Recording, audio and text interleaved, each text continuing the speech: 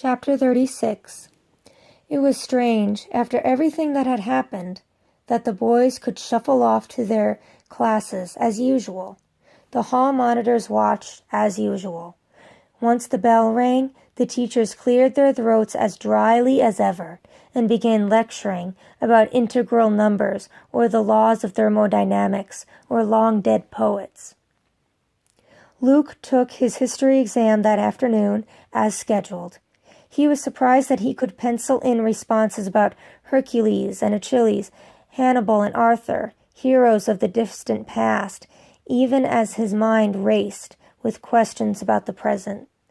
He longed to ask Patrick Tyrone, no, make that Robert now, for an explanation, or any of the others. How had they known the right names to say? How had their records been changed? How was it that nobody in this entire dining room had stood up to challenge their stories? And who had betrayed Jason? But each time he saw the other boys, they only groaned about their exams, complained about the school food, told stupid jokes. They acted like their names had always been Michael, Robert, Joel, and John. Nobody mentioned Jason. "Are we going to the woods tonight?" Luke whispered to Trey as they were leaving dinner. "To talk about, Trey looked at him as though Luke was speaking a foreign language. "Guess not, huh?" Luke said, unable to just let it go. Luke felt an arm on his shoulder just then. "I'd like a word with you, young man," a voice said. With all his fears from breakfast time rushing back, Luke had to force himself to turn around. Mr. Dirk, his history teacher, stood there, looking stern. "You are Lee Grant, are you not?" Mr. Dirk asked. The other boys stepped past him. Luke watched the doors of the lecture hall close before he could bring himself to nod. "Then come with me," Mr. Dirk said, and turned on his heel. Luke followed a few paces behind, so Mr. Dirk was going to tell him how badly he'd failed the history exam. So what? Luke remembered that, with Jason gone, there was no one to doctor his grades. But Luke had never cared about the grades. "I'll work harder next term," Luke started to say. "I didn't even start going to your class until last week." "Hush," Mr. Dirk said. Luke felt the urge to giggle. It was so ridiculous that, after surviving the population police raid, he was getting in trouble because he had forgotten the names of a few dead guys most people had never even heard of. Mr. Dirk walked past his classroom. Luke started to protest, but Mr. Dirk was walking briskly now. Luke had to hurry to keep up. Mr. Dirk walked right up to the front door and turned the knob. "Isn't it locked tonight?" Luke wanted to ask, but he was beginning to understand that Mr. Dirk wasn't going to scold him about ancient history. He kept his mouth shut.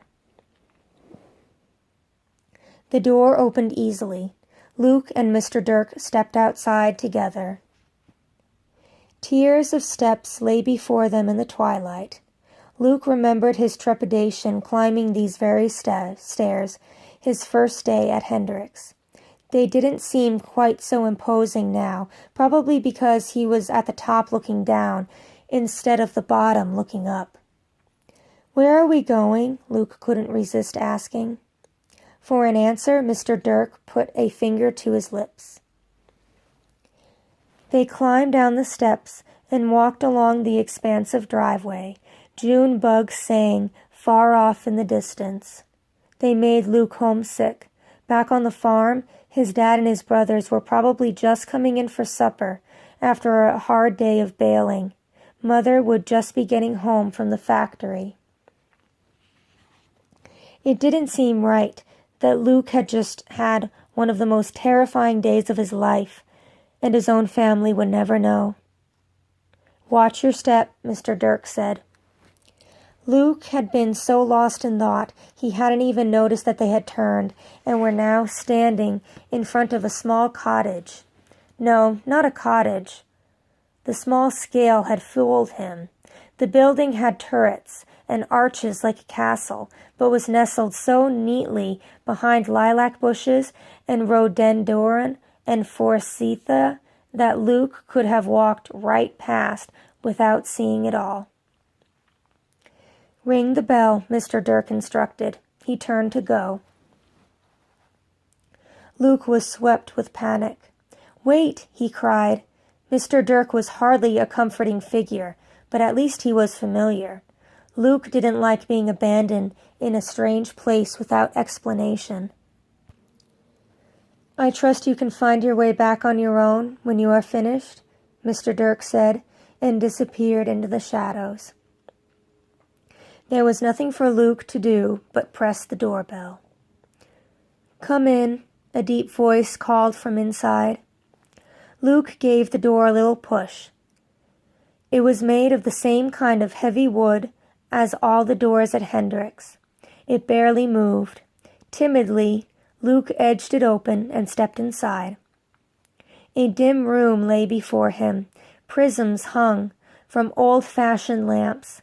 Wood-framed couches curved between oddly shaped tables cluttered with dozens of framed pictures. Luke didn't even notice the man in the wheelchair until he cleared his throat.